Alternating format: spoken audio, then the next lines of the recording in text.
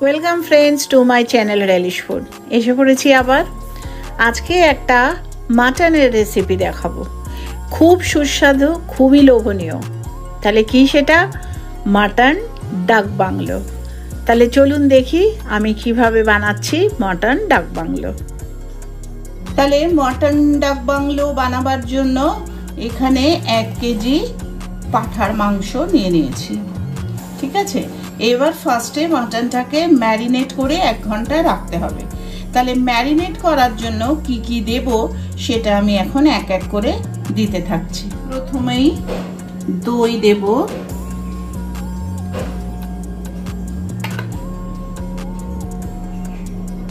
তিন টেবিল চামচ।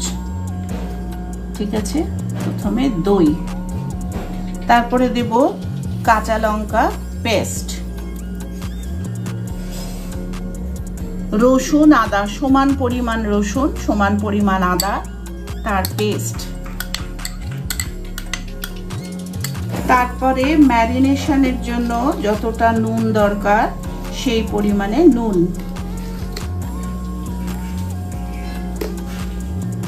জিরে গুঁড়ো, কাশ্মীরি রেড চিলি পাউডার, কেন ঝালের জন্য কাঁচা লঙ্কা বাটা দিয়েই দিয়েছি, হলুদ, নাটমেগকে ক্রাশ করে রেখেছিলাম নাটমেগ পাউডার। এই হচ্ছে আমার ম্যারিনেশনের ইনগ্রেডিয়েন্ট। এবার এটাকে আমি মাখিয়ে খুব ভালো করে, এর মধ্যে এটাকে সফট বাইন্ডিং করার জন্য কিছুটা সর্ষের তেল, কিছুটা, এই 2 চামচ মতো। এবার সব কিছুকে একসাথে ভালোভাবে ম্যারিনেট করব। তাহলে মাখাটা হয়ে গেছে। এইভাবে মেখে 1 ঘন্টা এখন এটাকে ঢাকা দিয়ে রেখে দেব ম্যারিনেশনের জন্য। ডাক বাংলো মাটন করার জন্য একটা মশলা, যেটা কিনা এটার জন্যই মশলাটা, ডাক বাংলো রেসিপি। তার জন্য কি নিতে হচ্ছে? আস্ত ধনিয়া, গোলমরিচ আস্ত, একটা বড় এলাচ, ছোট এলাচ, জাবিত্রী, জায়ফল, দারচিনি, লবঙ্গ। এগুলোকে হালকা করে ড্রাই রোস্ট করে তার একটা পাউডার বানিয়ে নিতে হবে।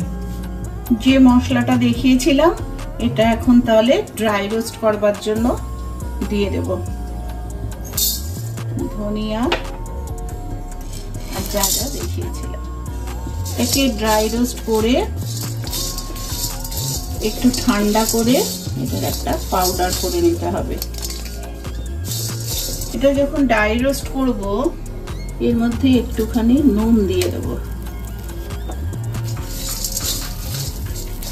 সিমে করে নিয়ে করব, না হলে মশলাটা জ্বলে যাবে।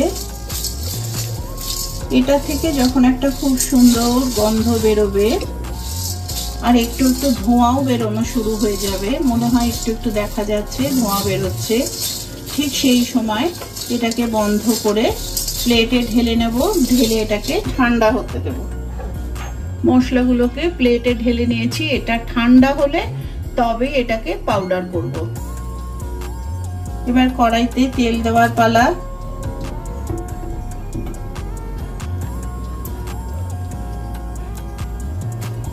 তেলটা গরম হয়ে গেছে।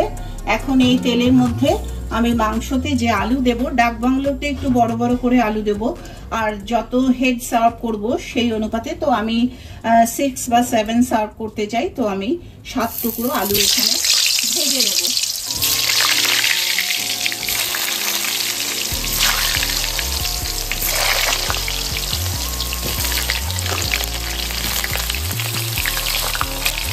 আলুগুলো আস্তে আস্তে বড় বড় দিয়েছি, কারণ আমি মাংসটা কুকারে সিদ্ধ করব, তো ততক্ষণে আলুটা সিদ্ধ হয়ে যাবে আর দেখতেও ভালো লাগবে।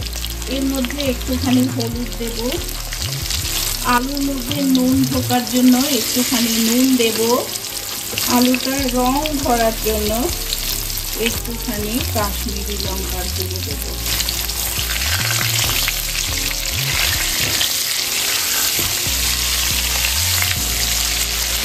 আমি বললাম যে আমি মাংসটা কুকারে করব, তাই জন্য আমাকে বেশিক্ষণ আলু ভাজতে হবে না। যদি মাংসটা কেউ পুরোটাই কড়াইতে করতে চায় তাহলে এই আলুটা প্রায় 10-15 মিনিট ভাজতে হবে, যেটা কিনা 50 to 60% এটাকে ভেজেই বয়েল করে নিতে হবে। আমার জন্য শুধু আলুটা একটা ফ্রাই ইমপ্রেশন আনলেই হয়ে যাবে। তাহলে যেটা আমি চেয়েছিলাম ভাজার মতো একটা ইমপ্রেশন, সেটা আমার হয়ে গেছে, দেখতেই পাচ্ছেন। তো আমি আলুগুলো এবার তুলে নেব। তাহলে আলু ভেজে উঠিয়ে রাখলাম। ডাক বাংলোর জন্য অবশ্যই ডিম দিতে হবে।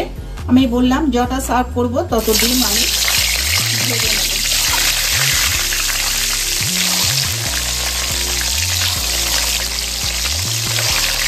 একটু লাল রং আনার জন্য আমি রেড চিলি পাউডারটা ইউজ করছি।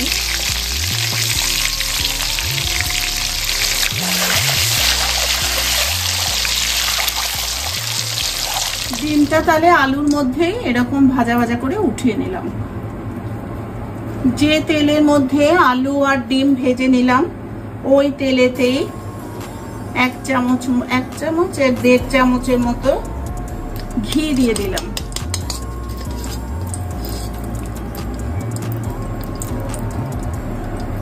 দুটো শুকনো লঙ্কা ফোড়নে দিলাম। কুচি করে রাখা পেঁয়াজ এর মধ্যে দিয়ে দিলাম। আমি এখানে 3টে পেঁয়াজ কুচি করে কেটে রেখেছি।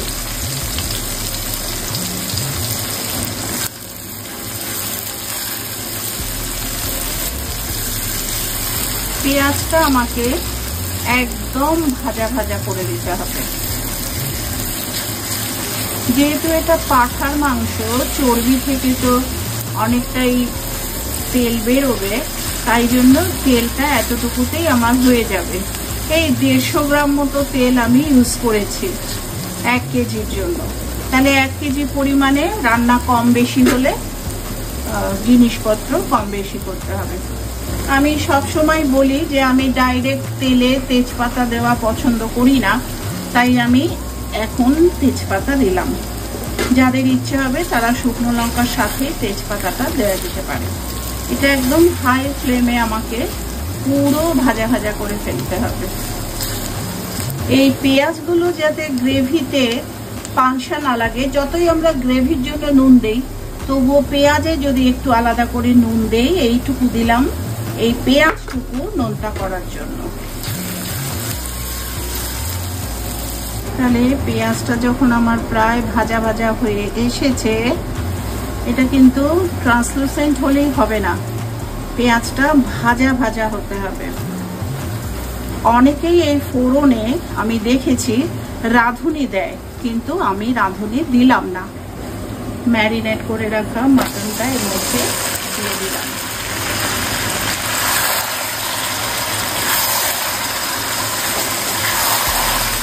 দেখাই যাচ্ছে পেঁয়াজটা কিরকম ভাজা ভাজা হয়ে গেছে। এবার এটাকে নাড়িয়ে নাড়িয়ে আমার তেল বার করার পালা। এটা এখন নাড়তে থাকবো এরকম ভাবে। এখন দিলাম সবে, বারবারই নাড়তে হবে। এর মধ্যে আমার আর কিছুই দেওয়ার নেই, শুধু ডাক বাংলোর জন্য যে মশলাটা করেছিলাম ওটা গুঁড়ো করে রেখে দিয়েছি। যখন দেব তখন তো অবশ্যই দেখাবো। শুধু রাঁধতে রাঁধতে যদি কালারটা বুঝি তাহলে এর মধ্যে আর একটু হলুদ আর একটু লাল মানে কাশ্মীরি লঙ্কার গুঁড়ো দেব। ঝাল আমার এমনিতেই কাঁচা লঙ্কা দিয়ে দেওয়া হয়ে গেছে। তাহলে কড়াইতে দেওয়া তো দেখিয়েছিলাম, আবার 5-7 মিনিট পরে এসে দেখাচ্ছি যে এটা আস্তে আস্তে মাটন থেকে যে জলটা সেটা ছাড়বে। ছেড়ে এবার সেই জলটা শুকিয়ে তারপরে যে তেলটা ভেসে উঠবে, তখন আমি এর মধ্যে আমার যে বাইরে থেকে যতটা গ্রেভি রাখার জন্য জল দেবো সেটাও ফুটন্ত জল দেব। আর এই কষানোটা কমপ্লিট হয়ে গেলে তখন আমার ডাক বাংলোর জন্য যে মশলাটা করে রেখেছি সেই মশলাটা দেব। তাহলে মাংসটা কষতে কিরকম দেখাই যাচ্ছে যে আস্তে আস্তে তেল ছাড়ার পালা। যতটা জল মাটন থেকে ছাড়া ছিল সেটা ছেড়ে দিয়েছে, এখন তেল ছাড়ার পালা। এই তেলটা কমপ্লিট ছাড়লে তখন আমি ডাক বাংলো মশলাটা যেটা করে রেখেছিলাম ড্রাই রোস্ট করে সেটার মধ্যে অ্যাড করব। তেল তাহলে আমার ছাড়া শুরু হয়ে গেছে। তাহলে এখন আমি ডাক বাংলোর যে মশলাটা করে রেখেছিলাম সেই মশলাটা এখানে অ্যাড করব। ডাক বাংলো মশলা 1 চামচ, 2 চামচ মতো মশলাটা দিয়ে দিলাম, 2-2.5 চামচ। এটাই হচ্ছে অথেন্টিসিটি এই মশলাটা, ডাক বাংলোর এই মশলাটা। তাহলে মশলাটা দিয়ে বেশ কিছুক্ষণ কষিয়ে নেব। কড়াইয়ের কাজ আমার শেষ। এবার তাহলে আমি এটাকে কুকারে দিয়ে দেবো। রং তো বেরিয়েই গেছে ডাক বাংলোর। তাহলে এটাকে এখন আমি কুকারে ঢেলে দিচ্ছি। তাহলে আমি কড়াই থেকে মাংসটা কুকারে ট্রান্সফার করে দিয়েছি, দেখাই যাচ্ছে। কেউ যদি চায় সেক্ষেত্রে পুরোটাই কড়াইতে করতে পারে, সেখানে প্রায় টোটালটা 1 ঘন্টা 15 মিনিটের মতো লাগবে। আমি ফর নাথিং অতটা টাইম ওয়েস্ট করতে চাই না, তো আমি আলুগুলো যে ভেজে রেখেছিলাম সেগুলোর সাথে মাটনটাও দিয়ে রেখেছি। ডিমটা কিন্তু আমি এখন দেইনি। তাহলে এবার বলেছিলাম যে জল ফুটিয়ে রেখেছি, সেই ফুটন্ত জল এখন এর মধ্যে দেব, যতটা আমার গ্রেভি করার দরকার। খুব একটা গ্রেভি আমি এখানে চাই না। জল দিয়েছি দেখে থেকে, মানে নাড়িয়ে দেখে নেই, এর বেশি জল দেওয়ার আমার দরকার নেই। আমি এটা সিটিটা দিয়ে নেই, তারপরে বুঝবো, যদি লাগে তখন আর একবার দেব। আর এই অবস্থায় এখন ফাইনাল একটু টেস্ট করব। নুন, এখানে আমার নুন দিতে হবে, নুন দিয়ে দিলাম, নুনটা কম ছিল। আর দই দিয়েছি, টক দই দিয়েছি, তাই জন্য ব্যালেন্স করার জন্য একটুখানি চিনি দিলাম। এই চিনির পরিমাণটা যার যেরকম ইচ্ছা সে দিতে পারে, কিন্তু চিনি বেশি এখানে যায় না। প্রথমে আমি হাই ফ্লেমে 2টো সিটি দেব, তারপরে খুলে এর মধ্যে ডিমটা অ্যাড করে আবার লো ফ্লেমে 2টো দেব। টোটাল 4টে দেব, দিয়ে দেখবো মাটন কন্ডিশন। যদি বুঝি তাহলে আর একটাও দিতে হতে পারে, এটা ডিপেন্ড করবে মাটনটার কোয়ালিটির উপর। তাহলে আমি আটকে দিলাম ঢাকনা, হাই ফ্লেমে 2টো সিটি।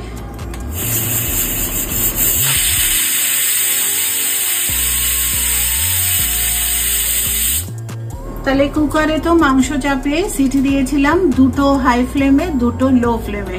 ওটাকে রেস্ট করে ওর ফ্লেমটাকে অফ করে, মানে পুরোটা বেরোতে দিয়ে স্টিমটা।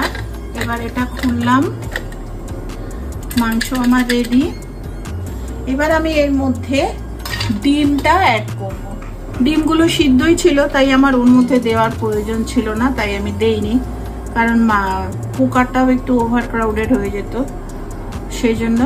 এখন এটা দিয়ে আমি সিটি মারবো না, জাস্ট এটাকে বন্ধ করে একটা গ্যাসটাকে জ্বালিয়ে একটা স্টিম তৈরি করব, যাতে ডিমের মধ্যেও এই ফ্লেভারটা যায়। তাহলে আমার রান্না শেষ। আমি জাস্ট একটা স্টিম তৈরি করব, কোনো সিদ্ধর আর কিছু বাকি নেই, জাস্ট ডিমের মধ্যে মশলাটা যাওয়ার জন্য করে আমি যখন সার্ভ করব একবারে তাহলে দেখাবো। তাহলে এখন আমার হয়ে গেল মাটন ডাক বাংলো। তাহলে এতক্ষণে লড়াই শেষ করে আমি কুকার থেকে নামানোটা দেখাতে পারিনি, এখন কুকার থেকে নামিয়ে পুরোটা দেখাচ্ছি। তাহলে এখন আমার মাটন ডাক বাংলো তৈরি হয়ে গেল।